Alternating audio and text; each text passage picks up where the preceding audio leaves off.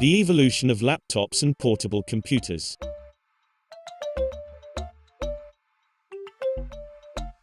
This was the first portable computer, the IBM 5100. Here it's shown powered on and attached to an external monitor. Although weighing 55 pounds, it was much lighter and portable than previous computers.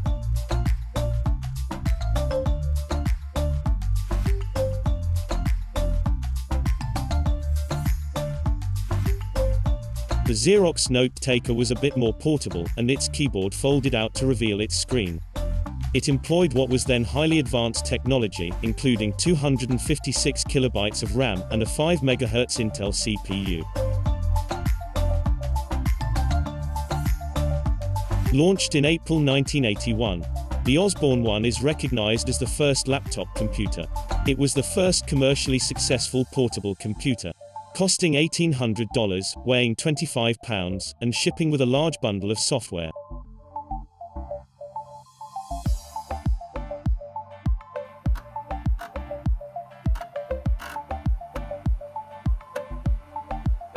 Later that year, Epson released a tiny battery-powered portable computer that traded screen size for convenience.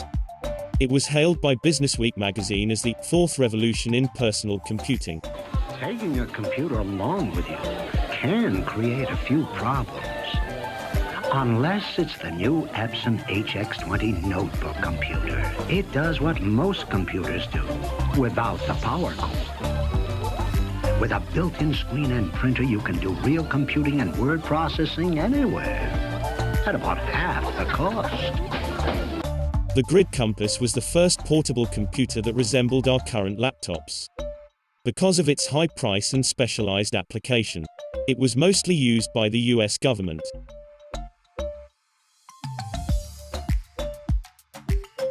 NASA used it on the Space Shuttle during the early 1980s, as it was both powerful and lightweight. And the Special Forces used them for their ruggedness and use of solid-state memory.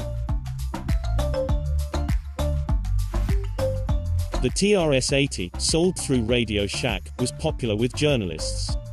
They could type about 11 pages of text, and then transmit it for editing, using the built-in modem.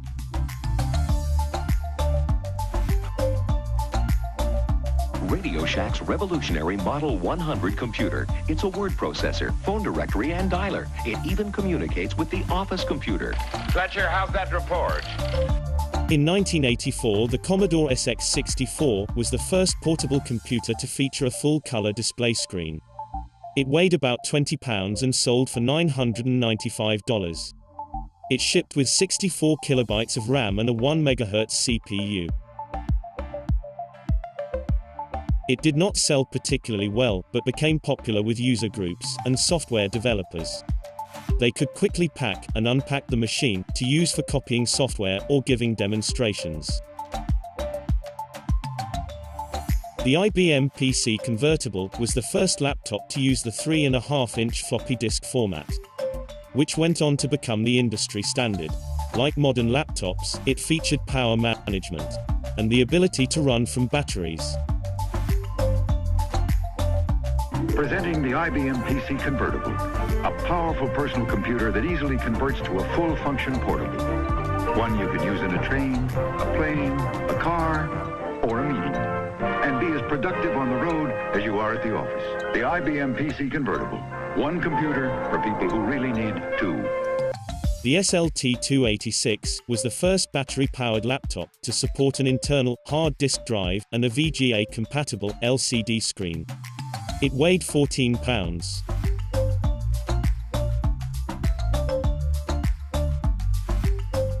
In 1989, the NEC Ultralight was considered to be the first notebook-style laptop, since it weighed less than 5 pounds.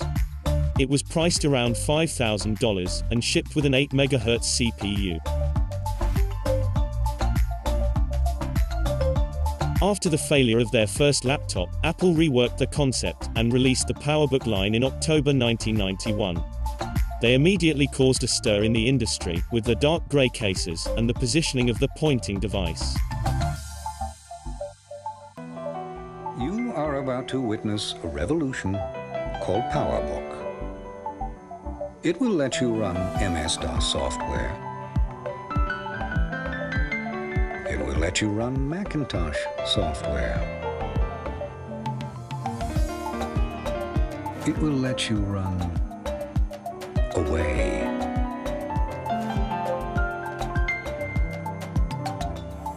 In 1992, Olivetti developed and released the first laptop featuring a touchpad.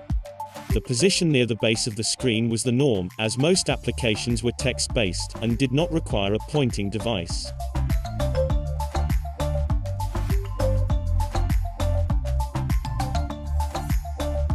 That same year, Olivetti released a smaller laptop, the Quaderno, capable of audio recording while the computer was off, an almost instant boot up. It shipped with a 16 MHz CPU, 1 MB of RAM, and 20 MB of hard disk space.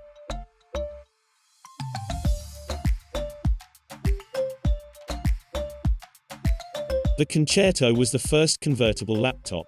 It had a detachable keyboard, pen, and touch screen. But the touch screen only worked with the special pen. Like today's tablets, most of the electronics were housed with the screen.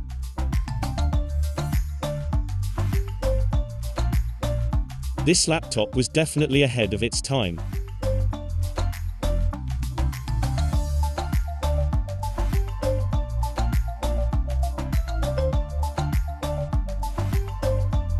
In 2002, the Portage was the thinnest laptop to be developed, at only 3/4 of an inch at the thickest part. It also featured the first 1.8-inch hard drive in a laptop.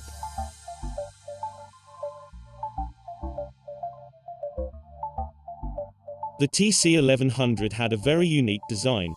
It was a hybrid laptop which included a touch screen, stylus, and tablet mode. Unfortunately, Windows XP was not a touch-friendly OS, hampering its success.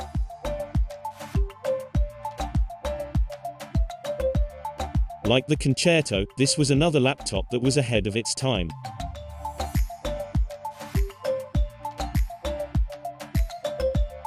Asus released the 701 in October 2007, which was the first netbook on the market. It featured a 7-inch screen, an Intel Celeron M processor, and a 4 GB hard disk.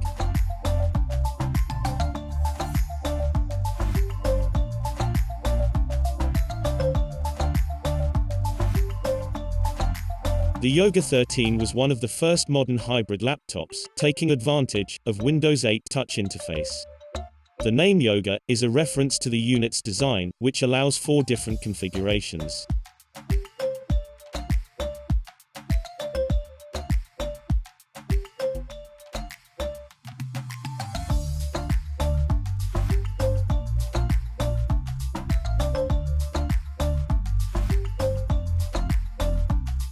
The Razer Blade was the first true portable gaming laptop.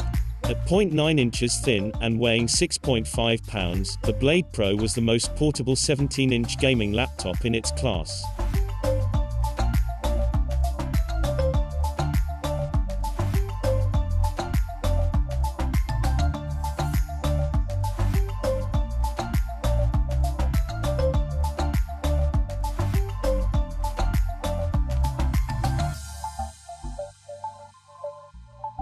The Yoga Book hybrid laptop brought even more functionality in 2016.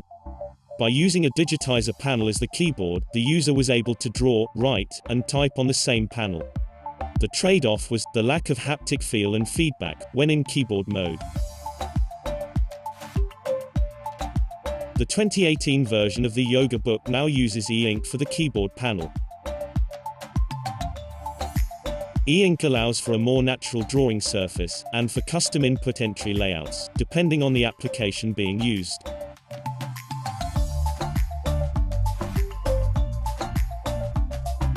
And most importantly, it allows for reading, without wasting any battery, or having to carry a second device.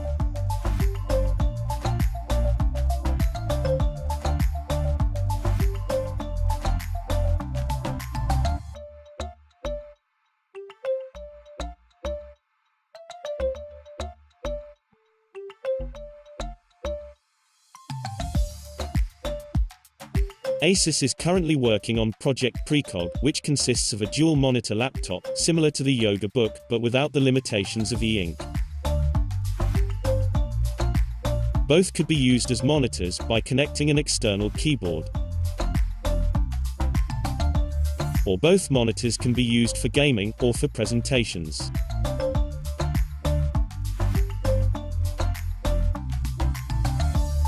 In laptop mode, one monitor is used normally, while the other is used as the keyboard or control panel.